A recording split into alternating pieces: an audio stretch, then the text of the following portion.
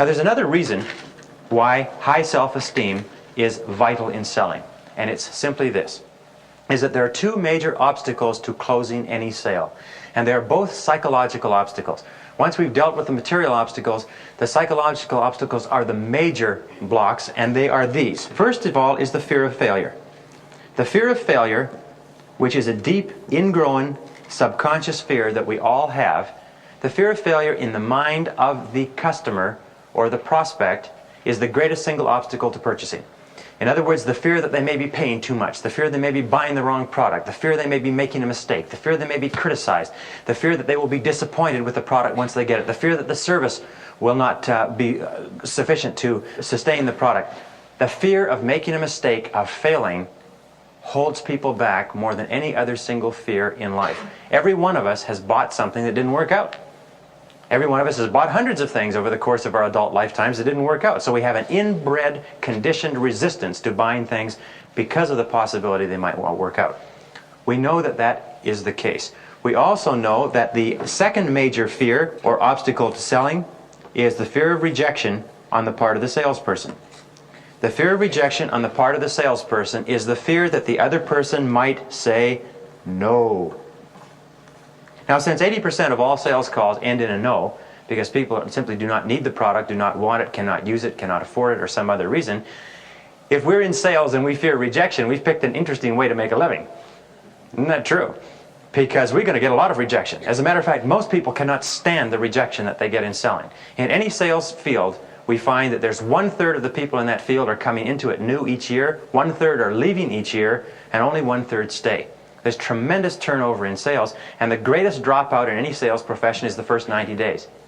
Because until a person develops competence and confidence and a high self-concept and product knowledge and sufficient resilience to bounce back from the inevitable rejection, they cannot sell successfully. The lack of success lowers the self-concept and lowers the self-concept, and finally people just drop out because they simply can't take the rejection.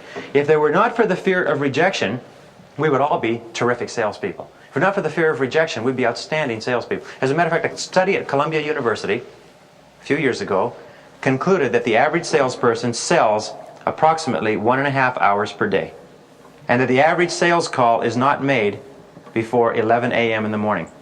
Now, why do you think that is? Why do you think they put off making that call until 11 a.m.?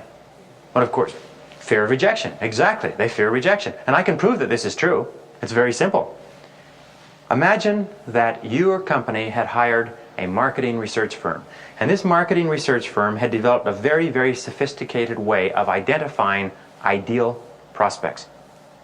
And it could give you a computer printout of 50 prospects that would be literally guaranteed 9 out of 10 to buy in a given 24-hour period. And they could give you that list. But the list was so precise that it was only valid from Wednesday midnight to Thursday midnight. And you had this list and you had 24 hours to work on it. Let me ask you a question. If you believed in the quality of this list, what time would you start in the morning? 6 o'clock? You'd start as soon as you possibly could. Would you have time for coffee breaks? Would you have time for lunch? If you could call on people right up to midnight and you just made your last call and it was 11:45 and there was one more person you could call on, would you quit or would you make one more call? In other words, if you had no fear of rejection, if you were guaranteed a high level of success, you would be calling on customers every single waking moment. This is one of the great secrets of success, is that all outstanding salespeople have reached the point where they no longer fear rejection. They've built their self-esteem and their self-concept up to the point where if somebody says no to them, it does not hurt them, it does not put them off, it does not send them dejected back to their office or to their car. Now there's one other statistic which is very interesting, actually two. It is that 80% of all sales are closed after the 5th closing attempt. In other words, the 5th time that we ask the person to make a buying decision is when 80% of all sales are closed.